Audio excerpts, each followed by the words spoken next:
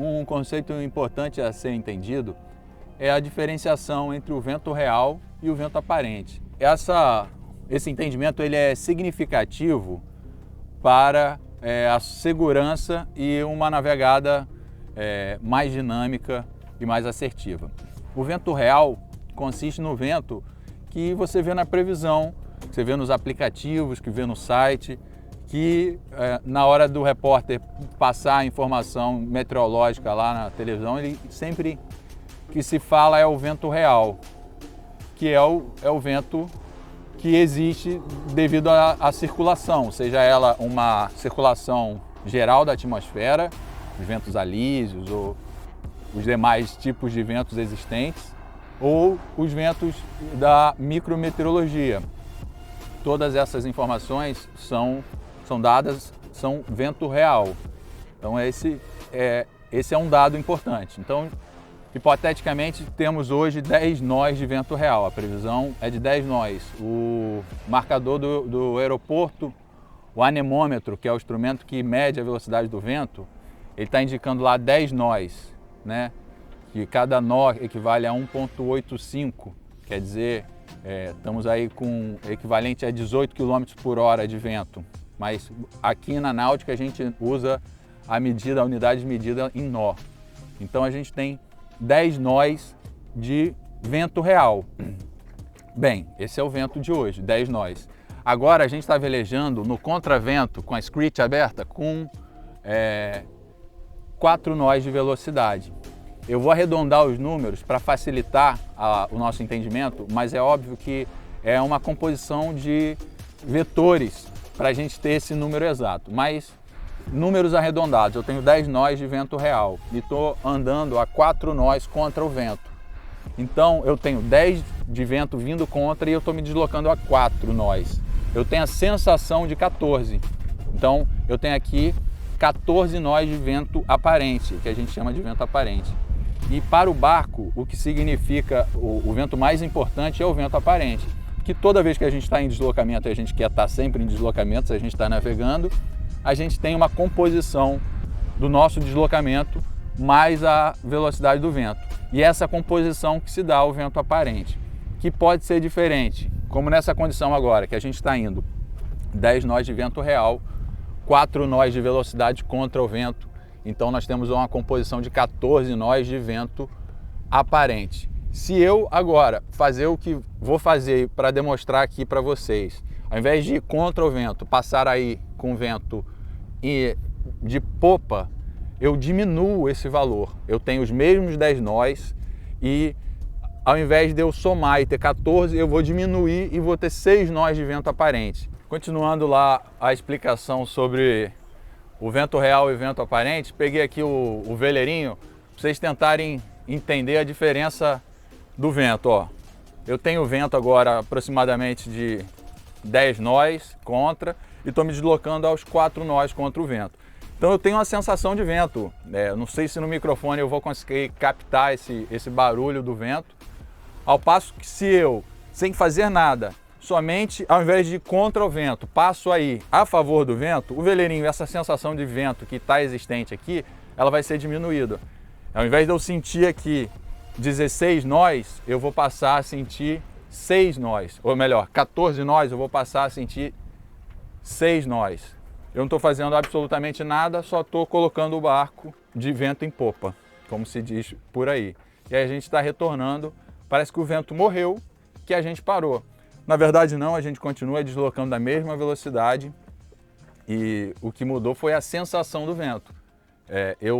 O vento real permanece o mesmo, os 10 nós, só que eu estava indo contra ele, aí eu estava recebendo 14 nós, agora estou indo a favor dele, aos mesmos 4 nós, e estou indo a sensação então de 6 nós. Nesse momento, onde eu mudo minha configuração, é importante eu mudar também o meu ajuste de velas. Para ir contra o vento, eu vou com as velas o máximo caçada. A gente está com uma vela exótica, uma screech, que é uma vela de um tecido diferente, que ela permite, mesmo sendo uma vela grande, navegar contra o vento. Velas maiores geralmente não tem essa característica, essa vela nos permite. Então a gente estava numa mareação mareação é o ajuste das velas, né? De contravento, quer dizer, as velas caçadas, todas elas, a retranca bem ao meio do barco e a vela de proa bastante caçada. Então a gente tinha essa configuração para andar no contravento. Agora eu coloquei o barco para navegar em aleta, para a gente ter essa sensação, que é um outro tipo de ângulo. A gente está trabalhando aqui com uma outra física diferente, que no capítulo específico vocês vão saber diferenciar. E aí eu preciso ajustar as velas, quer dizer, eu preciso soltar as velas. Quando eu velejo contra o vento até 90 graus, eu preciso que o barco seja puxado, que exista aquela composição da física ali entre as velas e o barco seja puxado no contravento. Passou dos 90 graus, como está acontecendo agora, eu quero expor a vela ao máximo, aí esquece toda aquela física, é muito mais simples, eu só quero expor a vela ao máximo para o vento bater e me empurrar. Basicamente, a grosso modo, seria isso. Então eu vou soltar as escotas, vou fazer agora primeiro com a Screech, aí é bem simples, eu desenrolo uma vez, desenrolo duas, mantenho o afastamento da catraca e vou soltando devagarzinho o cabo e ele vai soltando.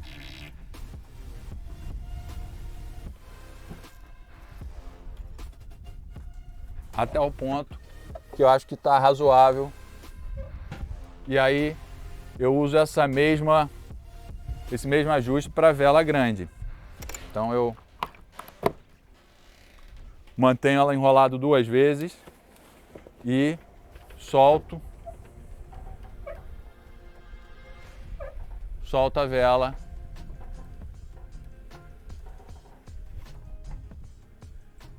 para que o vento bata e me empurre. E o interessante é que aí a gente perdeu completamente aquela sensação de velejada de contravento, o barco deixa de inclinar, o que faz o barco adernar é a energia das velas passando sobre ele, e aí a gente começou, o barco estava solto, e a gente começou a navegar numa configuração diferente. O barco está indo de vento em popa. E aí eu queria que o Madeira, por favor, viesse aqui para filmar a velocidade. Parece que a gente está parado, mas a gente está mantendo a mesma velocidade, entre 3 nós e meio, 4 nós de velocidade, a mesma que a gente estava estabelecendo quase no contravento. No contravento a gente tinha um pouquinho mais de velocidade, porque eu tinha mais vento aparente. A minha velocidade somada à velocidade do vento real me permitia maior velocidade de vento aparente. Logo eu tinha um pouquinho mais de velocidade real do barco. Aí eu estou falando de velocidade do vento real, velocidade do vento aparente e velocidade real do barco. Que aqui, vocês viram aí, que tem a sigla SOG, de Speed Over Ground. O barco, ele pode ter duas velocidades. A primeira é essa que eu falei para vocês, que é a velocidade do solo. É a velocidade do GPS, é quanto que a gente está se navegando sobre a superfície da Terra. Mas existe ainda uma segunda velocidade, que é a velocidade sobre a água, sobre a camada. Porque a água pode estar se deslocando, a gente pode ter uma maré, corrente, e aí digamos que você está aqui nessa situação com uma maré de um nó a seu favor. Eu estou indo para o norte e eu tenho uma maré de um nó indo para o norte também.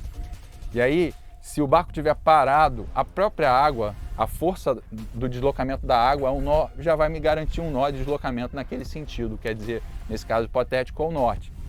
Aí eu somo minha velocidade de 4 nós, eu tenho uma velocidade indicada do barco de 5 nós, mas a minha velocidade de deslocamento não é 5 nós, porque eu tenho 5 nós, é a composição de 4 que eu estou velejando sobre o fluido, sobre a água, e esse fluido está seguindo na mesma direção a um nó. Então essas duas velocidades, elas somando, essa é a diferenciação entre velocidade, a SOG, e a velocidade indicada no barco.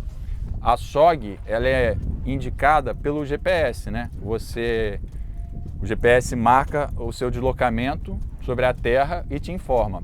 A velocidade indicada, que é a velocidade real que você está se deslocando sobre a água, ela precisa de um instrumento no barco, que é o indicador de velocidade do barco. É como se fosse, para vocês entenderem, um pequeno ventiladorzinho que fica preso no fundo do barco e conforme a água vai passando ali mais rápido ou mais devagar, ele vai indicando essa velocidade. E aí, somada os instrumentos modernos, pegando essa informação da velocidade indicada, a velocidade do seu GPS, a velocidade do vento real, a velocidade do vento aparente e esses ângulos te dão uma infinidade de informações muito valiosas para você se configurar da melhor forma sempre.